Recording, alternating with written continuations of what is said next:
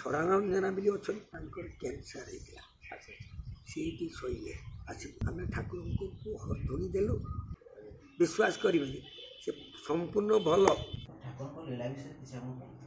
এটা পূর্বতন নাম ଥିଲା यार খেজুরা মঠ। খেজুরা মঠ প্রায় 150-200 ବର୍ଷ ଆଗରୁ ଥିଲା। ଏଠି ରାଧାକୃଷ୍ଣ ମୂର୍ତ୍ତି ରହିକି ପୂଜା ହୁଏ।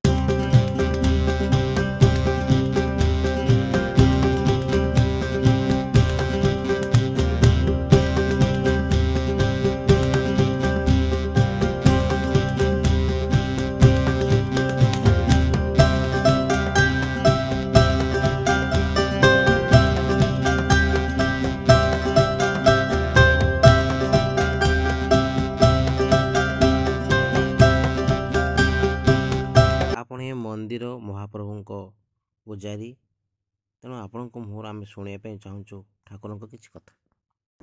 ठाकुर लीला विषय कहते पूर्वतन नाम था यार खेजुरा मठ।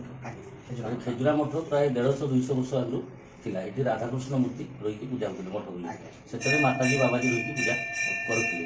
धीरे धीरे क्रमान्वय अनुसार समय अनुसार से मैंने जगटा को विभिन्न आड़ माटी संग्रह कर मृत्तिका संरक्षण कर जगटा को कंप्लीट कले। कंप्लीट कलापर से राधाकृष्ण मूर्ति गोटे चाली भितर थे से एजबेस्टर छाणी करके राधाकृष्ण मूर्ति की स्थापन कले। कलापर से बाबाजी द्वारा पूजा होते आस्ते आस्ते ये जगन्नाथ विग्रह रखिकी से पला भितर पूजा करुले। धीरे धीरे धीरे धीरे लोक मैंने सहानुभूति पाई जगन्नाथ मंदिर स्थापन कले 2018 मसीह। 2018 मसीह जो जगन्नाथ मूर्ति स्थापन कले राधाकृष्ण मूर्ति भी मंदिर स्थापन कले। 2018 मसीह दुटा मंदिर है राधाकृष्ण मंदिर पुराणा जगन्नाथ मंदिर नुआ है। जो जगन्नाथ मंदिर स्थापन हेले से पुरी आप सुभद्रा बाड़भाई आसती सुभद्रा बाड़भाई आसी निर्देश देले जो जगन्नाथ पूजा करेंगे से देह ब्रह्म रण ब्रह्म रही छिड़ा रही कौन वैष्णव पूजा करें ब्राह्मण आवश्यक तेणु अन्नभोग डेली हम से अनुसार ब्राह्मण द्वारा पूजा करेंगे से माताजी बाबाजी सबको छाड़ी 2018 मसीह मैंने ब्राह्मण रखिले।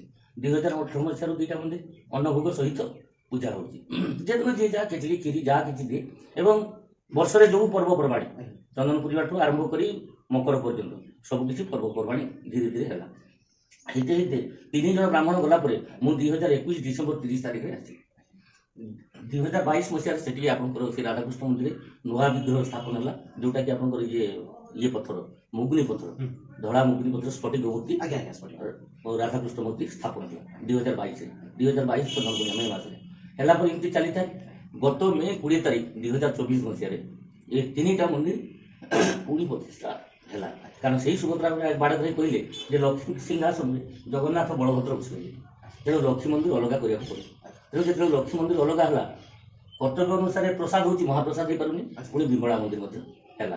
तेणु राधाकृष्ण तो पुराणा मझे अच्छा ये जगन्नाथ साइड को गोटे आड़े ये रही महालक्ष्मी बामरे दक्षिण रही माँ विमला अग्रे रखिले शिव को दर्शन समस्ते व्यग्र तेणु से अग्रे सुड़पाणी की रखागला। यही हिसाब से 2024 एटी कम्प्लीट हो 50 वर्ष पूर्ति गला 2024 चंद्र 50 वर्ष नाबकेड़ी भी हुए रास पूर्णिमा हाँ पुखरी अच्छी नाब भी ना भी अच्छे साढ़ काठ तैयारी ना भी बुड़े रखा से बाहर की रास पूर्णिमा परदिन पुणी चंद्र पूर्णिमा दिन ठाकुर जाती नाबखेड़ी राधाकृष्ण जाती नाबखेड़ी आगे पोखरी गुड़ा परिक्रमा हुए नाबखेड़ी बाण विषय ये परंपरा नहीं चली नीलाक्षेत्र छुटिया